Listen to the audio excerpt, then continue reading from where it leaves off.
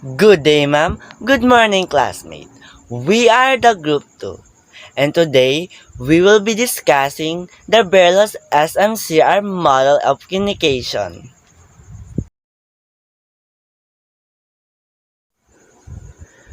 But first, let us discuss what is this model of communication all about and where is it came from.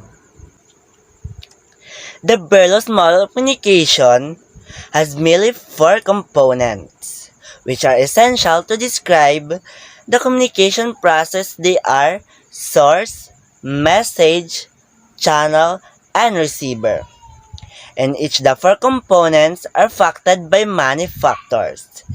In 1960, David Berlo spotted the SMCR model of communication from Shannon Weber's model of communication in 1949. He described the factors affecting the individual components in communication, making communication more efficient.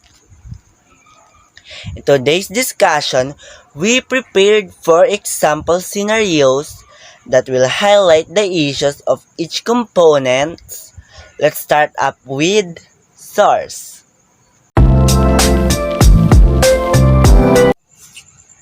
Source, in the other words, is also called sender.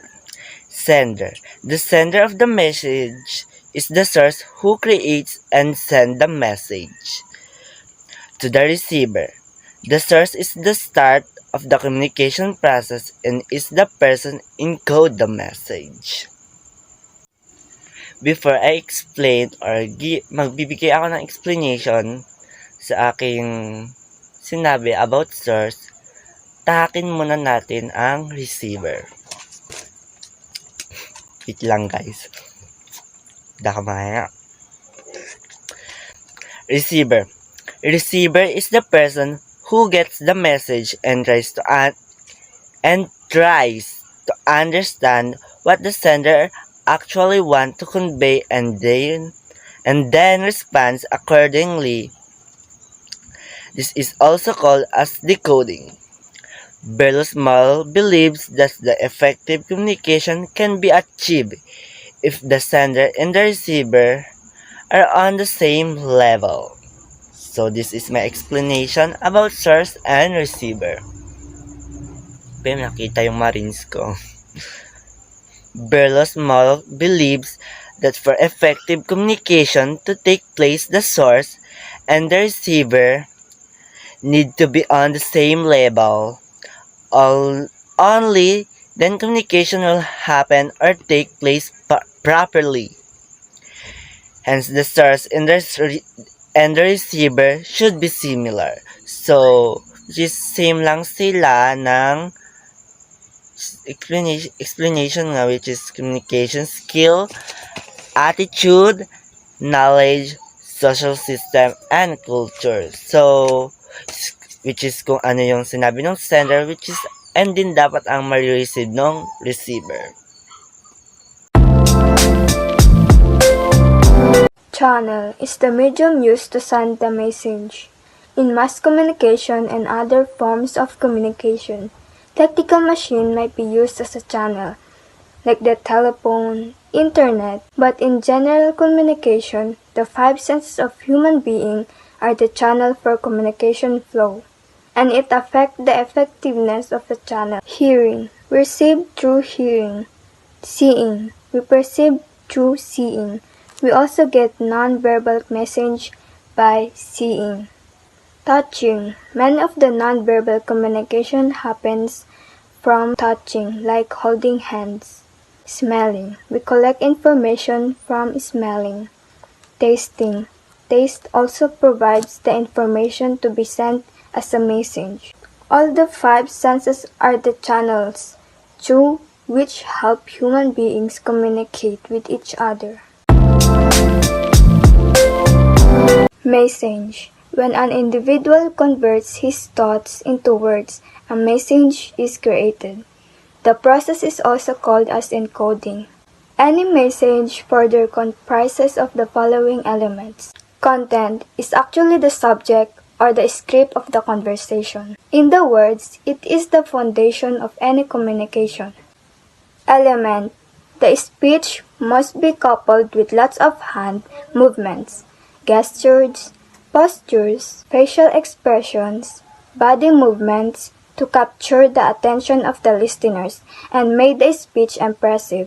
Treatment is actually the way one treats his message and is conveyed to the listeners. One must understand the importance of the message and must know how to handle it. Structure. A message cannot be expressed in one go. It has to be properly structured in order to convey the message in the most desired form. Code. Your body movements, your language, your expressions, your gestures are actually the codes of the message and have to be accurate. Otherwise, the message gets distorted and the recipient will never be able to decode the correct information. Message. So ano nga ba ang message? So ang message, which is ito ang matatanggap ng receiver na nanggaling sa sender. So ang message na to, which is ang nilalaman nito, which is yung nanggaling sa sender na dapat ma-receive ng receiver. Then, paano nga ba nila ito ma-receive? So gamit ang channel. So what is channel? So ang channel, which is ito nga po, ito yung nagpo-project or paano malalaman ng receiver yung message ng sender. So, sense of sight ba? Sense of hearing? Sense of touch, feel or feeling? Or smell and taste? So, paano nga ba nila malalaman ito? Example, sa TV, which is the news.